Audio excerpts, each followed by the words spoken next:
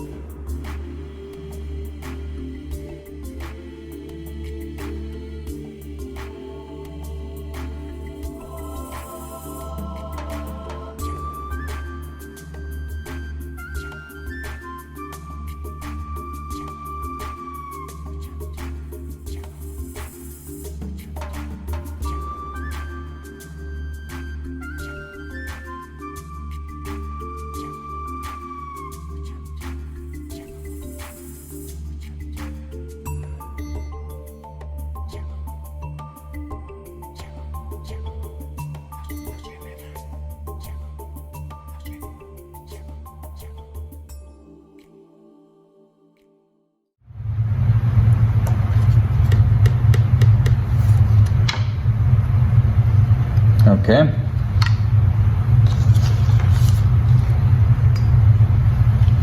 Perfect. So now what I've done is I took the logic board up just enough to get this speaker in there, which I still have to find a couple screws for that one in my grab bag. It did not come with screws.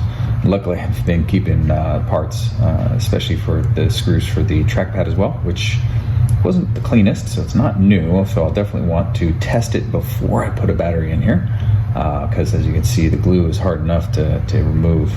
Acetone is the easy way to do that. Acetone and an old credit card came up moderately well.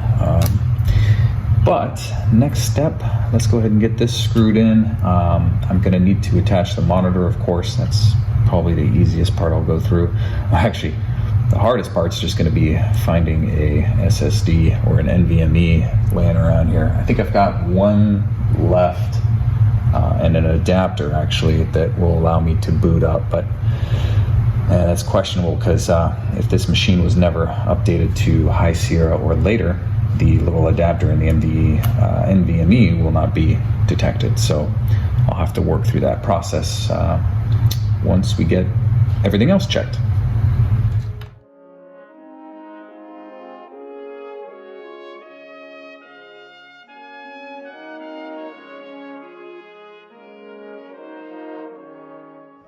but here is the monitor, and getting a little angle here, you can see it's got a little bit of stain gate going on. So some of the corners and the edges.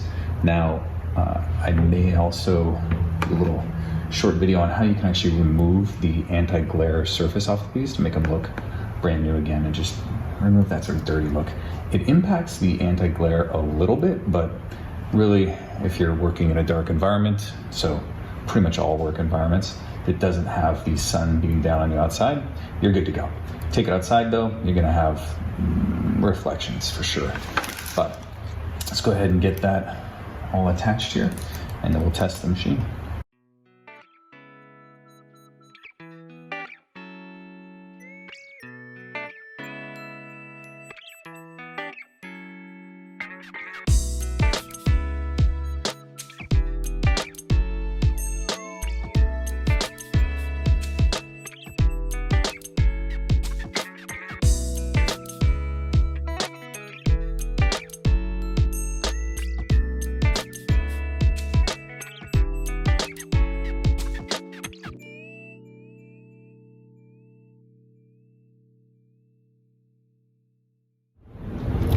Okay, so now the moment of truth, go ahead and power it up. Oh, actually it looks like it's gonna go ahead and start up on its own after I plug in the charger here. Most Macs without a battery will run at just a reduced or much reduced graphics and CPU performance, but they should still boot up. And I can see that the screen did turn on at least. Now we'll see if it'll take me anywhere else. Hey, all right. So I cannot find any sort of a disk, which is perfect because there isn't one. And it does look like no horrible hot spots or anything. So a success for the moment. Okay, so now I've got two external drives. One of them does have High Sierra, I think. And the other one, I'll just wipe it to install, or at least test the install.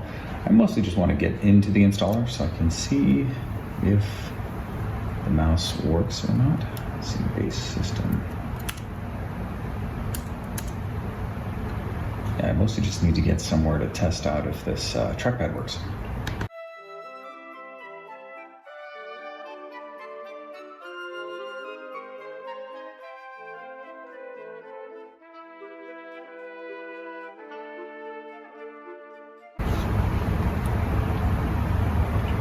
Oh hey, I saw the mouse for a moment and I was able to control it. So, looks like I've got the monitor working. I have the trackpad working. Yeah, now I basically just got to get an install of High Sierra rocking so that I can then test the camera on this screen as well.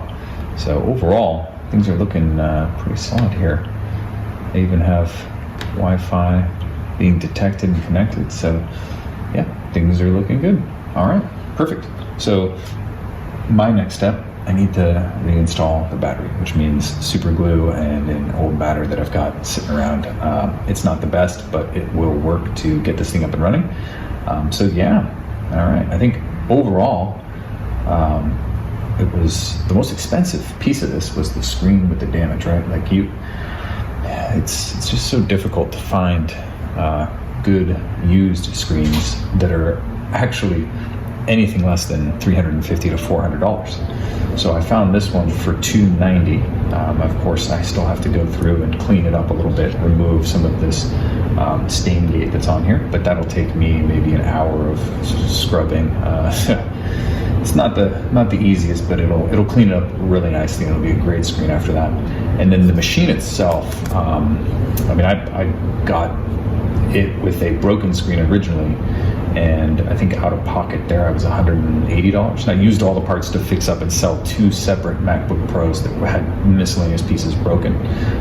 So I'm pretty much free on that. So if I can get this thing up and running for $20 for the trackpad, $290 for the screen, so somewhere in the area of $310, that's great. Of course, it's got some damage.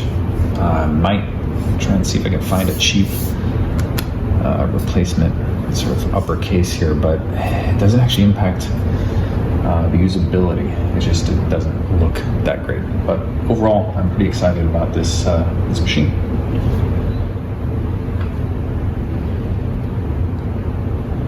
Okay, so I'm going to go ahead and install this battery. I mean, I'm not going to do anything crazy here. I'm just going to put glue down, super glue, and then reattach the battery. It shouldn't be rocket surgery. Just get enough in here to hold it in place, and also not permanently attach your trackpad. So I'm going to get a little bit here and there, basically wherever you see the residue of the old glue is in place here. And I feel like I may have gotten a little too much towards the top, so I'll use my shop rake here. Just make sure I get rid of a little bit of that. If I ever did have to take this machine apart, or anybody else did, I don't want the trackpad being damaged by super glue just to remove a battery. These things are annoying as is. Now I am using the original OEM battery that I think actually came in this particular MacBook. So, hey, it's returning to its home. But yeah, you gotta remove that whole piece just to get to the trackpad. Not the nicest setup, to say the least. All right, clicks in place. I'm gonna slide it just a tiny bit to the left so that these screw holes line up. And then hope and pray that I actually have the old screws for this. I think I do. I think that's what these are. I just randomly keep screws, so sometimes it pays off. Put them all in a little container and put them to the side. Yep, okay, cool. So now, just gotta get a drive in here. Okay, that's the next step. All right, I did find the adapter. Now what this is a PCIe NVMe adapter made specifically for these 2013 to 2017 MacBook Pros. Now, for the older machines like this one is, it's gonna cause a little bit of hibernation issues. So we're gonna have to actually turn off hibernation, but I've never really noticed a difference beyond about 0.2 watts at idle. But what you do is actually just slide this right in here. And then when you go to install it into the MacBook, it adapts PCI NVMe, which are inexpensive now because it's been quite a few years since they've launched, to this proprietary Mac connection method. It's also faster than the original drive that goes in here. But like I said, there is some compatibility issues.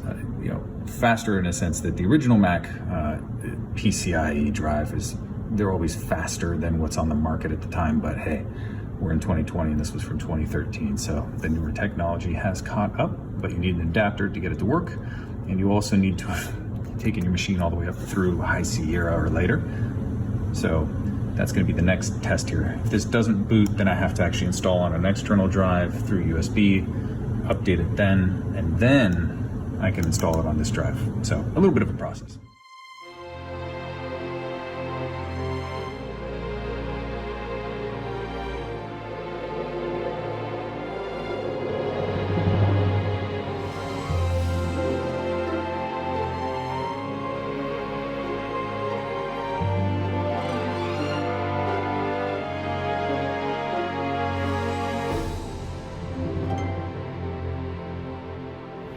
Okay, so I have finished installing the NVMe drive to this 2013 MacBook Pro. Not only that, I got it up and running, all updated to Catalina, and ran through some tests with it, basically just basic functionality tests, and it's working great. So beyond the little dent here on the top case, as well as then of course a little bit of stain gate across the edges of the screen, it's looking like a really good machine now. Can use it within the house, and maybe even get my kids to not trash it too much. So I think that it's a fun project to take these late 2013 MacBook Pros with the Retina screen, as well as the 2014 MacBook Pros with the Retina screen, and fix them up. There's a lot of them out there. A lot of them that you can get really good deals on have broken screens though. So the screens are going to be the most expensive thing that you have to replace on these machines. But consider this. These are more powerful than the Mac Minis from that time frame. So even if you get one with a broken screen, you might be able to pick it up for $100, $150, and it's going to be better than the Mac Mini, especially if you can get one with the dedicated graphics. Now avoid the 2013 with dedicated graphics, because I think the 650M Retina, there's just some production issues, so they fail at a higher rate. But this one has the integrated graphics from 2013, still a good one to go ahead and grab. Late 2013 with the Retina screen, and then 2014 as well. You go down into the 2012 or early 2013s, and you can actually get a non-Retina screen, and they're more upgradable, right? Because they're the thicker MacBook Pro. But I like the keyboard on these. I like the screen. I like the Retina screen on these. You lose the upgradability for the memory, but beyond that, you can upgrade the disk drive just fine and replace components. And it's just a more modern style. Still has inputs as well. So in conclusion, I really, really like the late 2013, 2014 MacBook Pros. Parts are interchangeable. You can fix them up really easily, and they're still a really good value. In fact, the video that you're watching is edited on a 2014 MacBook Pro that I fixed up earlier in the year. So there you go. Great year, great model. Check them out. And of course, let me know if you like the video.